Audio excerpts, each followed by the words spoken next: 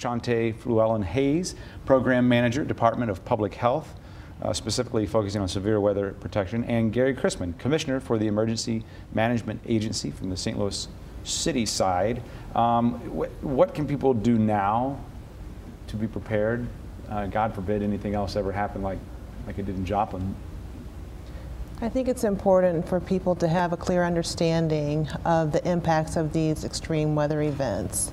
What types of events that we have, extreme weather events that we have that occur locally, as well as the health impacts that may occur, primary being death due to cold, heat exposure, flooding, tornadoes, and then secondary being increase in incidence of asthma or other respiratory illnesses due to like an extended period of heat or something of that nature. I think that after which, once they have this understanding of the types of events that we have and the health impacts, then they have the ability to better plan what they need to do to best prepare for themselves and their families, what things that they would need to consider in a kit, and the importance of staying informed about the situation as it's occurring as well. I don't remember when the little earthquake hit in southeast Missouri. This has been 20-some years ago, I guess now. But I remember it was pretty popular to have your kit under the stairwell after the earthquake shook the ground just a little bit. Yes. Do people do that anymore? Have we forgotten about that? Do we really have fresh batteries in our flashlights? I think after a disaster or after something that happens close to home, people do become prepared. They do build the kits, but after a time they start getting a little more complacent. The kits start dwindling away, the food starts expiring, and a lot of people don't take the needed steps to make sure that they're prepared. But I think a lot of what we're seeing also is there's been so many devastating tornadoes and events that have happened in the last couple of years. The individuals that I've talked to at neighborhood meetings and other get-togethers have really expressed that they are starting to get more prepared. They want to know how they can be prepared. They actually are putting those kits together, and they're actually getting NOAA weather radios to make sure that they are prepared, because you guys are reporting on it and they're starting to see that these are deadly tornadoes. Is it hard to get people excited? May not be the right word, but engaged?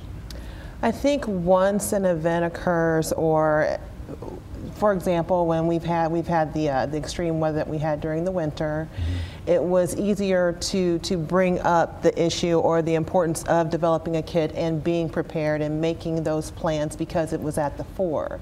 These things directly impacted them during these events. And so I think that with the frequency that we're having these extreme weather events, I think it will be a little bit more, it'll help us to help to provide that shift to a culture of resiliency within our communities in the region. What are you seeing? Are you seeing, speaking of kind of the culture of things, I had a gentleman just tell me today, he started out, he got CERT trained, now he leads a CERT teaching group. I don't think he was offering me a breath mint. I think he meant something else. I'm sorry, nothing from the gallery back there.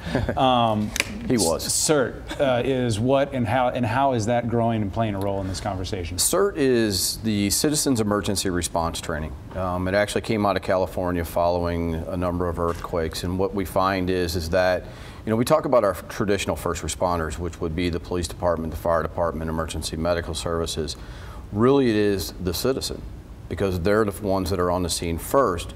So what we try to do is we offer them this CERT training to get them prepared on how to deal with minor fires, how to do basic first aid, how to do basic search and rescue, and also how to build those kits, how to have an emergency kit. Do you have a location where your family will meet up if we have that earthquake? Do you have an out-of-town contact that you have for everybody in the family? Because a lot of times you can make long distance calls, but you can't make local calls. So this kind of puts all that training together over a 72-hour period, and then you can bring it into your neighborhoods, build CERT teams, you can bring it into your work, you can bring it into universities, and it helps people be prepared and understand why it's important to be prepared. Has this been successful and helpful? I mean, it sounds like it might have kind of tapped into a desire, but maybe people didn't know where to put those energies. Is it helping? It has, and we've really got a number of CERT programs that are going on around the region. We work together, but we do have independent CERT programs for St. Louis County, St. Louis City, St. Charles, and other areas. And it helps people make sure that they're prepared. And when we talk about preparedness, it's not just be prepared at home.